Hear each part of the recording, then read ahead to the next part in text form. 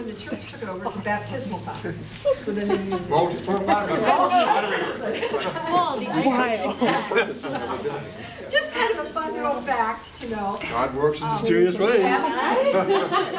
So we're going to walk past the pharmacy on the right, so you can stick your head in the pharmacy. You can kind of peek at the storeroom there too to see what's in there. And then we're going to kind of walk to the Outback building. In what we call the Outback, we tend to section off 3 exam rooms with our curtains, and we send patients out there. In the way back there is also the kitchen, and that's the only place you can have food is in that kitchen area. I don't care about drinks. But remember, many of these people won't have food 3 times a day like what we do. So when we lunch and things like that, we go in the back, you know, keep the door closed, just as a respectful awareness of what's going on. Okay? Questions? Okay.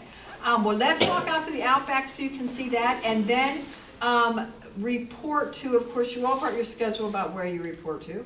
To set up. Oh, there, Jan has hers. Because the triage people, if you come here, I'll help you get those things set up. I think the guys need to move the benches around maybe a little bit. The